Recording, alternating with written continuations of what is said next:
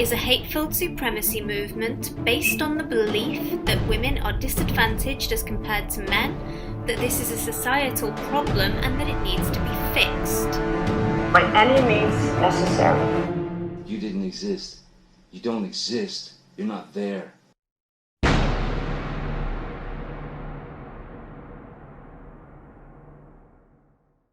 How do you think we can best reach blue-pilled people? How do you think the movement should spread the news amongst people that haven't heard about men's rights at all?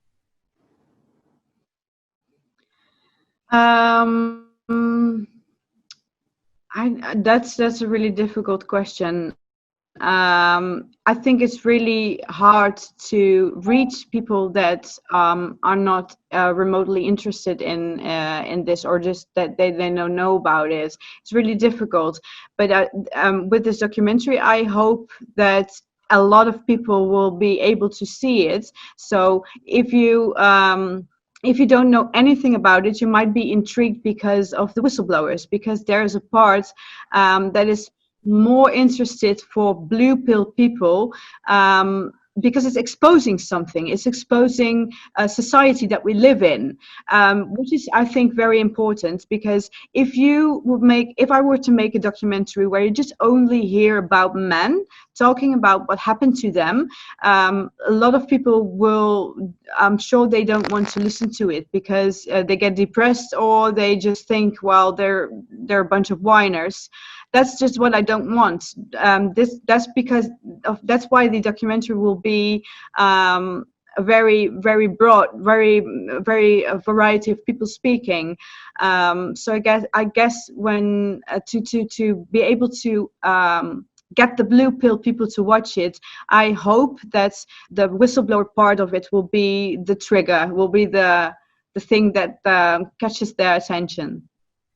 I think what Cassie J did brilliantly with the red pill was that she started the documentary with the negative view on men's rights activists, and so I think she created a very interesting beginning where it wasn't clear if the movie was in favor of men's rights or against men's rights.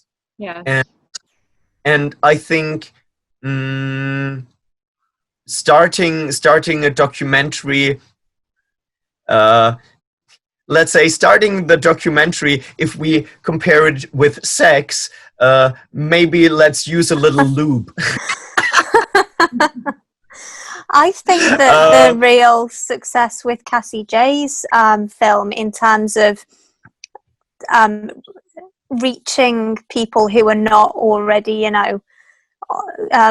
convinced, was actually her kind of personal journey that she shared, her personal story. I think that human beings are really story creatures. And so I don't know, are you going to be kind of exploring your story, Ava, in the movie?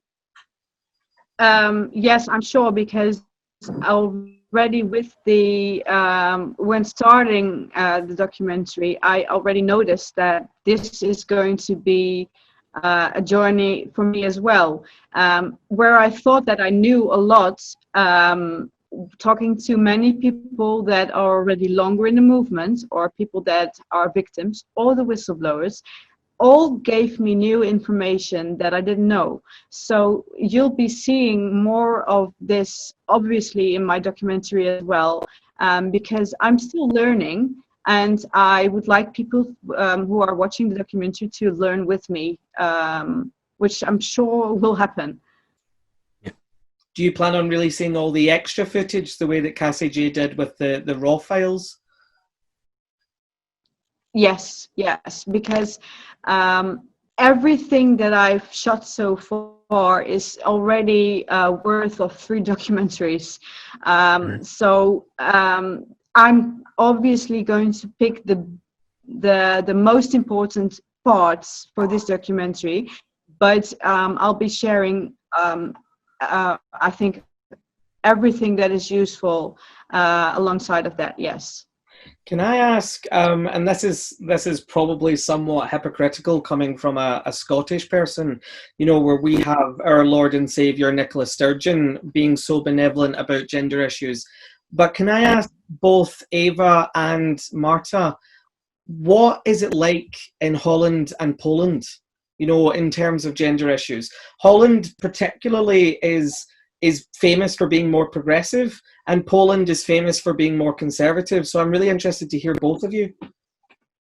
Well, that's very interesting. You're asking that because I was waiting to ask Ava if she's planning to create the movie using different languages with different subtitles, because something that I have noticed even in my family, I have part of my family living in Belgium, and you know, I'm trying to reach my family and share with them different information, and the problem is that most of the documentaries I want to show them, not only about this issue, of course, are in English. And unfortunately, my aunt, for example, is very curious, but she cannot understand the language. And I imagine that in Poland, for example, it's a quite... So I just thought that maybe it would be nice to have this documentary in several languages available, just to spread the information, because there are some people that maybe need help and they just don't know that this kind of documentaries are available, and they can get a better knowledge just because they don't speak a certain language. And the situation in Poland, well, yeah, Poland is very conservative, and I actually, another question to Ava is, because you've mentioned that you have read people from different countries, and I was wondering if you were able to contact people from the east, from the eastern side of Europe, because from my experience, I know that the mindset is completely different, even on this aspect. Yes, the thing is, with the people that I'm having interviewed, some of them I've asked if they are willing to be interviewed, but a lot of people that are sharing their stories, they come to me with their stories. And as of today, I think most of the people from England, America, Australia, and India were the ones that sent me their stories. But I'm open for anything. So even because I'm still working on the documentary, if there are new stories or new people that I should ask to be interviewed or are willing to share their story, they can still contact me, because I would really like a lot of different countries to be sharing kind of the same story, which shows everyone that it's really globally happening. So yes, I would like a lot of countries to be heard. And your other question, what was your other question again? What's it like in Holland versus the rest of the world with these issues? Okay, yes. In the Netherlands, from what I've seen, it's when I was growing up, I wasn't growing up in a time where it was really an important issue or an important subject. But I'm seeing that, in my opinion, the Netherlands is copying everything that America is doing, but just a year or two later. At this moment, the Netherlands is really, really very left-leaning, and they are starting to make they are starting to have a lot of feminists there as well. In the family courts and everything, what I've seen, it's terrible. It's really, everything is for the women. Men are not believed there. So in my opinion, what I've seen next to Spain, where I'm living now, is that the Netherlands is extremely terrible place for fathers, especially to live, or for divorced fathers. That's the best thing to say. So I think the Netherlands is really bad. But what I've seen in Spain, that was the worst, because the law here was it started in 2004. There was a law that protected women and women only, that was so completely ridiculous that almost all men were ending up in jail or losing their house. So in my experience, I'd say that Spain is the worst feminist country at the moment, from what I know. Well, hopefully when it comes time to produce the movie, both Philip and Marta can help you with translating it into German and Polish. Yeah.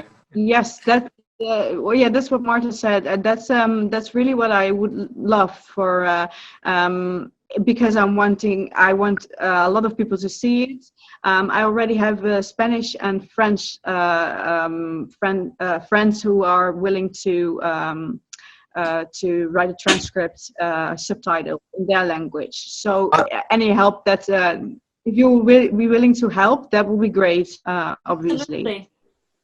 Ava, I'm also in touch with a German men's rights group called Mandat, and I'm pretty sure they would also love to interview you, and I'm sure they would love to support you with your project.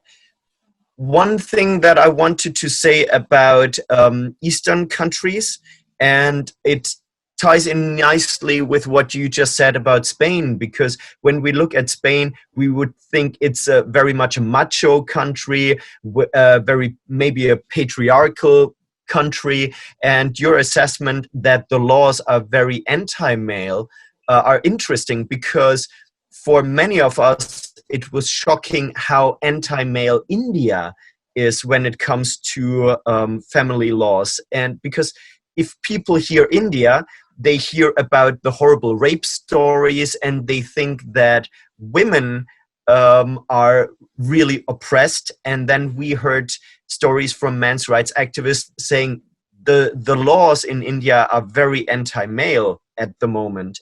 And not too long ago, I heard Vladimir Putin saying something in regards to domestic abuse in Russia. And I know, like, it's Vladimir Putin, so people will say, well, whatever he says, we can't trust him. But he actually said that men in Russia, when it comes to the legal situation, men that experience domestic abuse have it much harder in Russia than women. And I found that quite interesting that Putin said that. And it would be interesting to listen to people from Russia, men and women in Russia, to listen to their experience. Because there are many countries where we assume that it's very bad for women and very good for men, but we don't know what the legal situation is, and sometimes we might be quite surprised. Yeah, but that's why I was asking before about the countries, because speaking of Poland, I know that I'm following a group on Facebook, one of the major feminist group in Poland, and yeah, it's definitely at this moment, like Ava mentioned before, whatever comes from the US, it comes with maybe 2 or 3 years delay to the Eastern countries, but yeah, you can clearly see how people are hyped about feminism nowadays in Poland, and that's why I think it's very important to introduce your project in Polish language, for example, just to reach people that might find out that they actually those men are important too, and it's not only about being woman victim, and yeah. So can I just ask to begin to wrap it up there, and thank everybody for coming along. Obviously, Philip and Elizabeth, it's great to see you both again, but thank you particularly to Marta and to Ava. Both of you would be welcome back anytime you please. And can I just ask for closing statements around the issue of fatherlessness, around the issue of the documentary, and basically around the issue of getting this out to as many people as possible? Can we go round, and I'll finish last? I think, first of all, like you mentioned before, the way it looked, the whole 11 minutes, it catched me in a sense that I think it was just well done with the music, with the cuts, and it makes you think like, oh, I want to see more of that, and make you curious about this matter. So I think that Ava is doing a great job to attract people, and let them show what's coming up next. Yeah, I know that Ava's been working so hard, and she's really talented at having a big impact. You know, her videos have always been really professional and really interesting and informative. So it's been great to talk to her, and I look forward to working with her, and you too, Marta, in the future. Likewise. Yeah, but I am way more than happy to support you guys and help you with this project, because I think it's just amazing. It's just a great way to show other people that man matters as well. Ava, would you like to speak? I'm sorry, my connection was completely gone. But what is the question? What would I say? We're just finishing up, and I wanted you to basically talk about your documentary and give any closing statement. Okay. First, thank you for having me, because I really enjoyed the talking with you. I would like people to just check the trailer of Avoid on YouTube if they're interested. It would be very helpful if they would be able to share, get the word out, get as many as people to watch the trailer. And obviously, if you're able to donate a little bit, any help is possible to make this documentary come to pass, because I would really hope that I will be able to start working on this year, or to continue. So if anyone knows any whistleblowers or any stories of what Marta said, the eastern of Europe, they can contact me if they would like to share their story, or anything like that. Well, can I just thank everybody for coming along to... I haven't had my last statement yet. Oh, well, I didn't really care about what you had to say. just because I'm a man? Just because male voices are being suppressed on this channel. Yes, you are to be seen and not heard, Philip. You're purely here for the looks. You're just eye candy. I knew it. I feel very objectified. No, I'm really looking forward to this documentary, because it's literally what I was talking about a couple of months ago, saying somebody has to do a documentary including whistleblowers, because there is so much darkness going on, hidden under the surface of compassion, and it needs to be exposed, because we can't have it that women that are real victims of abuse are being further manipulated and instrumentalized to create more pain and more hate and that men are completely being overlooked. And I'm gonna donate £500 to your to the documentary. So I hope that will help you a little bit. Thank you very much, and obviously that will help a lot. Thank you very much, Philip. No problem. Marta, I just wanted to let you know I have to raise the rent for your house a little bit. Yeah, No, just kidding. And you were accusing me of trying to flirt with Ava. You see him? You see him throwing his money around?